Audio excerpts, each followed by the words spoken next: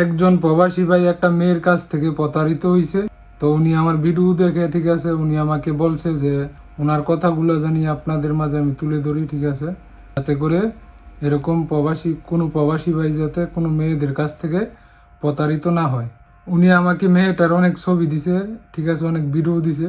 তো ওইগুলো আমি তুলে ধরতে চাই না, কারণ মেয়েটার সংসার আছে, ঠিক আছে, দেশে। মেয়েটাও প্রবাসী, ঠিক আছে। তো দেশে সংসার আছে, ছেলে মেয়ে আছে, যাতে করে তার কোনো সমস্যা না হয়। ওই মেয়েটাকে বলতেছি, আপনি যদি ভিডিওটা দেখেন তাহলে ভালো হয়ে যান, ঠিক আছে। কোনো ছেলেদের সাথে প্রতারণা করেন না। বিদেশ গেছেন টাকা কামাইতে, টাকা ইনকাম করেন, ঠিক আছে। ভালো পথে টাকা ইনকাম করার চেষ্টা করেন, এবং কোনো ছেলে মেয়েতে লোক কথা করার দরকার কি? আপনি বিদেশ গেছেন টাকা কামাইতে, টাকা কামাবেন কাজ করে। তো ওইগুলো করবেন না দয়া করে। তো ভাইয়ের কথাগুলো শুনেন। আসসালামু আলাইকুম, কি অবস্থা? ভালো আছেন নি? আলাউদ্দিন ভাই কেমন আছেন? আমি আপনার কাছে কিছু ভিডিও দিমু, বুঝছেন, প্রমাণ সহকারে। হেরেদি কয়েকটা ভিডিও বানাবেন আর বিস্তারিতটা হের কি অবস্থা হয়েছে, আমার যে টাকা পয়সাগুলো নিছে, বুঝছেন, এর কিছু মুখের কথা আছে, এরপরে কি করে প্রবাসে আসলে যে কি করে, এগুলো ধরা পড়ে গেছে আমার লগে লাইকের মধ্যে যায়, বুঝছেন। একদিন রাতে 9টা বাজে আমারে ঘুমাইতে দিছে, বলছে যে তুমি ঘুমাও আমিও ঘুমামু, আমার ডিউটি আছে কালকাতে। আমি কিছু ঠিক আছে যাও। যাওয়ার পরে দিয়ে আমারে ঘুমে থুই সে চলে গেছে লাইকের মধ্যে যাই।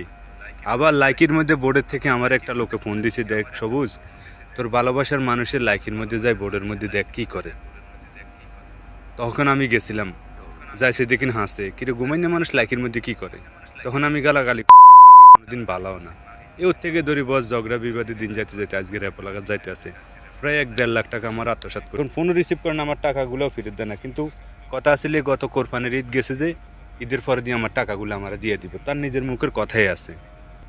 আমি কিন্তু ভাই আগে জানতাম না তার যে সংসার আছে। বাচ্চা দুটার কথা ফার্স্টে আমার কাছে স্বীকার করে নাই। যখন আমার লগে 4-5 বছরের মতন সংসার হয়ে সম্পর্ক হয়ে যা, তারপরে জানি যে তার বাচ্চা আছে, বোঝা যায় না, মানে তার যে বিয়ে হয়েছে না হয়েছে বোঝা যায় না। তো যাক, যখন বুঝতে পারলাম তখনকার থেকে ধরিতে আস্তে আস্তে হে আবার 13 পাতারের লগ লইয়া লাইছে। তা আমি আপনার কাছে কিছু ভিডিও দিমু, কি করে না করে ভিডিও দিমু, এগুলা দিয়ে আপনি কয়েকটা ভিডিও বানান। কেননা আমি আপনার দিয়ে কাজটা করতে চাই ভাই। আপনার ভিডিওগুলো ভাইরাল হয়েছে, আর আপনার ভিডিওগুলো দেখে মানুষে চিনুক এই লোকটারে, যে ঘরের মধ্যে স্বামী রাখি, সংসার থাকি, বাচ্চা রাখি, এই কাজগুলো করে আপনি একটা ভিডিও বানাইবেন, বুঝছেন। তার অ্যাড্রেস দিয়ে ভিডিও বানাইবেন, ওটা যে স্বামী বাড়িতে রাইখা এই কাজগুলো করে, এটা আপনি ভিডিও, ওটা কিন্তু আপনি ভিডিওতে দেখবেন সে কি করে না করে। আর এগুলো দেখবো না মানুষে, যে এই ব্যবসাগুলো করে পাকিস্তানিরে বাপ ডাকি, সেই পাকিস্তানি লোক গাড়ির মধ্যে আকাম করে, সেই পাকিস্তানির লোক হোটেলে থাকে, ওই পাকিস্তানির লোক যা আবার উমরা করতে, বুঝতে পারছেন? তো বুঝেন এরা কত বড় নোংরা মহিলা, কিন্তু তার বাড়িতে স্বামী আছে। এগুলো যেন আমার কাছে প্রকাশ হয়ে গেছে, তখনকার থেকে ধরি মানে সে আলাদা, দূরে দূরে থাকে। আমার কত হলো ভাই, আমি চাই এই প্রবাস বাড়িতে যাতে এই নানির মতন, এই খানকিটার মতন, এর নাম হলো সান্ত্বনা, বুঝছেন। তা আমি সব পরিচয় আপনার কাছে দেবো, দেওয়ার পর দিয়ে আপনি এগুলা তুলে ধরবেন। আমার কথা হলো আপনার ভিডিওগুলো সচেতনমূলক ভিডিও, সবাই দেখে এই হিসাবে।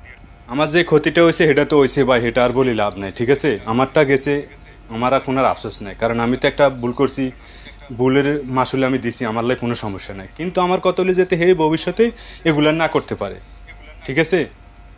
তো ঠিক আছে আর কি, ভালো থাকবেন, ওকে, আল্লাহ। তো এই প্রবাসী ভাইটা আরো অনেক কথা বলছে, তো ওইগুলা এত কথা ভাই ভিডিও অনেক বড় হয়ে যাইব, শোনানো যাইব না।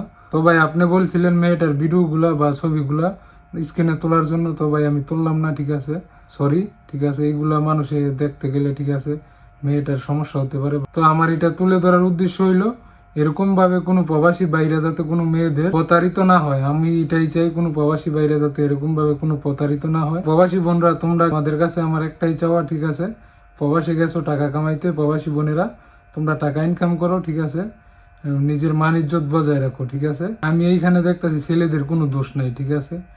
কারণ ছেলেরা, একটা ছেলে যদি মেয়ের সাথে কথা বলতে চায়, তাহলে ওই মেয়েটাই যদি কথা না বলে, তাহলে একটা ছেলে জীবনও পারবে না একটা মেয়ের সাথে জোর করে কথা বলার জন্য।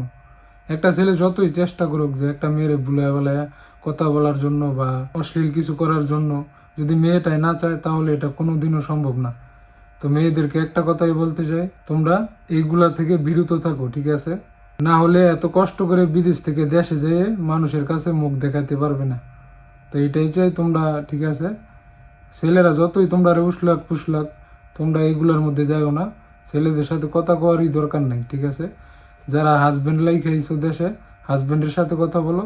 আর অনেক মেয়েরা আছে বিধবা প্রবাসে, তোমরা আপনারা ইনকাম করে বা আপনাদের ছেলে মেয়েদেরকে মানুষ করেন, ঠিক আছে, বা আপনারা বিদেশ থেকে গিয়ে ভালো একটা ছেলে দেখে বিয়ে শাদী করে সংসার করেন, এটাই চাই।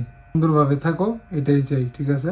সবাই ভালো থাকবেন, সুস্থ থাকবেন। ভিডিওটা বেশি বড় করলাম না, আর ভিডিওটা সবাই শেয়ার করে দিবেন যাতে করে আরও অনেক প্রবাসী ভাইরা সতর্ক হয় বা ভিডিওটা দেখে যাতে কোনো প্রবাসী ভাইরা এরকম কোনো প্রতারিত না হয়। সবাই ভালো থাকবেন, সুস্থ থাকবেন। আল্লাহ হাফেজ।